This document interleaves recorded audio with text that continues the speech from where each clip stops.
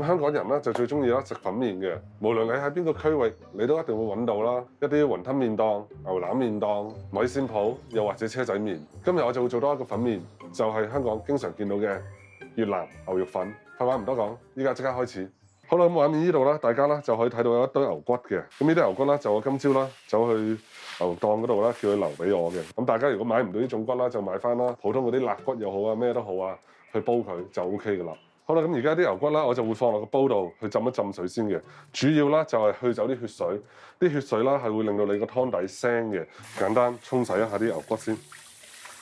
好啦，咁而家咧啲牛骨啦就浸水先。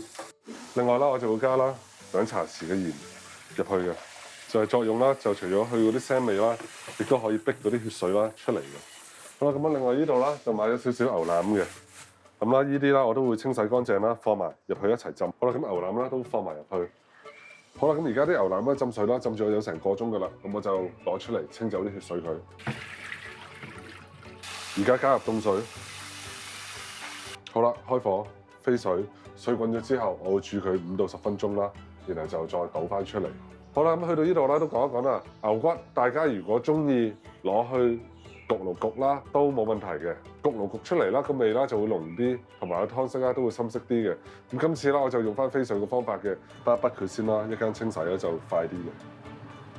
所以我次次咧都會筆一筆佢。咁越南牛肉粉咧，其實啦做法啦就唔係難嘅，只不過你擺嘅材料啊，同埋花嘅時間去煲個湯底咧就比較耐嘅。所以大家做啦，記得啦，要預多啲時間先去做。哇，好重，倒嗰啲湯。好，咁而家咧就攞啲骨頭出嚟，清洗佢先。你如果中途唔撇起呢啲佢啦，佢黐得就仲多，洗嘅時候啦就難洗啲嘢。好啦，呢度啦我就有600克嘅牛腩，同埋1.9公斤嘅牛骨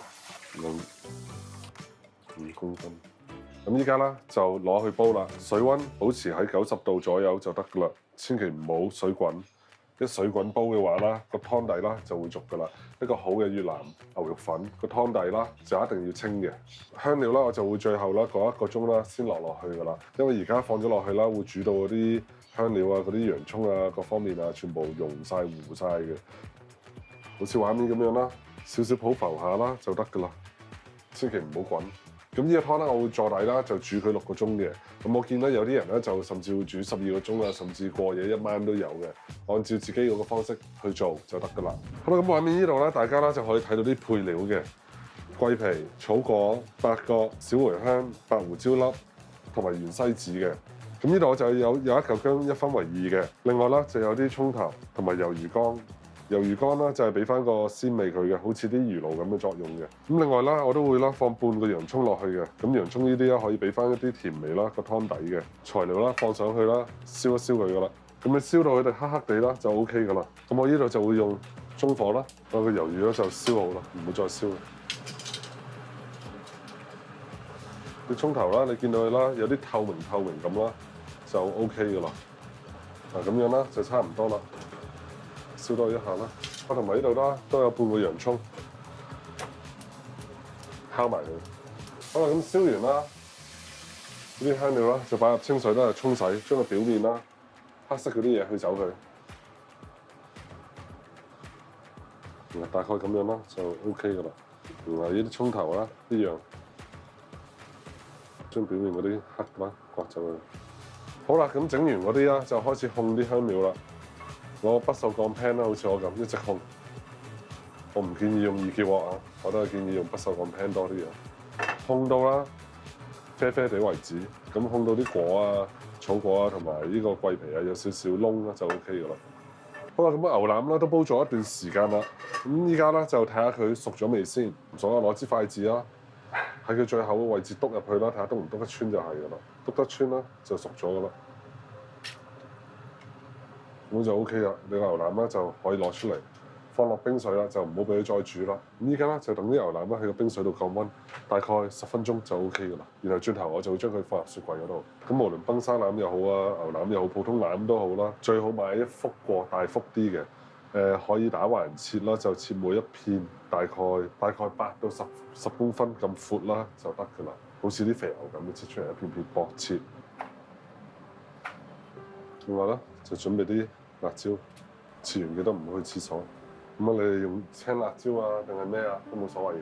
啊，拍葉，洗乾淨佢，可以切闊少少，因為煮出嚟都要縮水。好啦，另外就仲有啲 basil，啲羅勒葉，簡單沖一沖水。basil咧，一間食嘅時候咧，就自己加落去啦，要幾多就加幾多。攞啲水浸一浸啲洋葱，等佢冇咁辣。好啦，咁而家時間咧就係5點半嘅，咁我諗住啦，今晚大概啦6點半啦到7點呢段時間啦，就食呢個越南粉噶啦。咁依家咧我就會將嗰啲香料包啊，同埋嗰啲洋葱啊等等嘅嘢啦，就放入去噶啦。乾魷魚、洋葱、薑、葱頭揼埋入去啦。個袋咧就記得紮實佢啦，唔係嘅話就好易漏晒出嚟。終於可以放你入去啦。嗱，依家就等佢慢慢咁樣煮嗰個香氣出嚟啊，就 OK 噶啦。嗱，呢個湯底咧煮咗足足有7個鐘噶啦。咁大家啦，如果唔中意太多油啦，就自己畢走佢啦。不過有啲油就香啲嘅。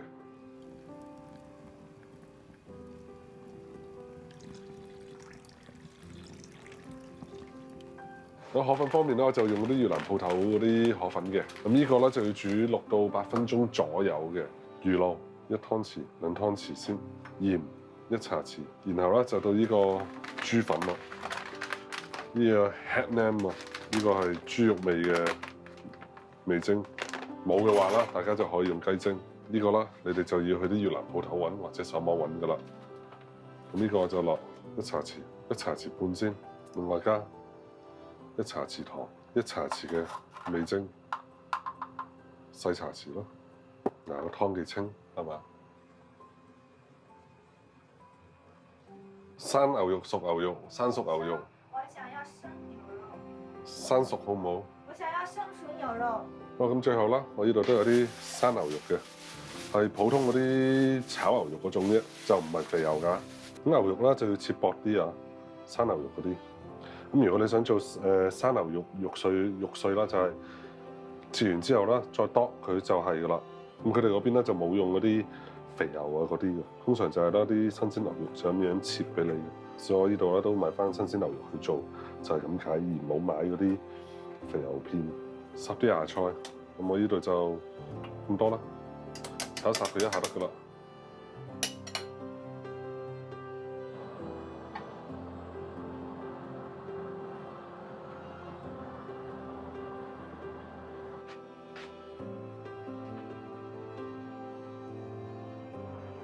將你要嘅嘢鋪晒落去，淋埋個熱湯上去就 OK 噶啦。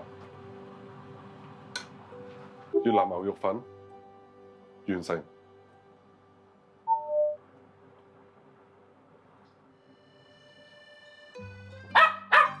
No， 夠啦，唔使太多啦，夠啦，好多啊！切啲唔好意思，一定要切啲唔好，你中意切1粒定2粒嘅？倒少少入去啦。但係呢個河粉唔靚，好似爛咁。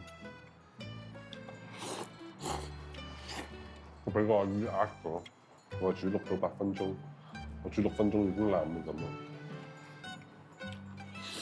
我下次試一下直播。係要慢慢煮嘅呢啲，你冇得話心急嘅。佢咧越南咧有一個係生牛肉嘅碎啊，肉碎河嘅，咁樣好簡單嘅做法。之後咧就落去。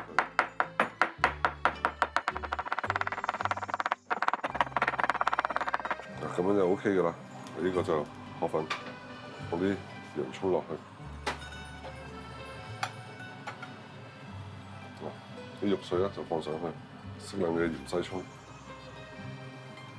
淋上呢個啦，湯咧就 OK 噶啦。咁呢個就係呢個越南肉碎湯河，完成。嗱，食譜啦就喺度啦。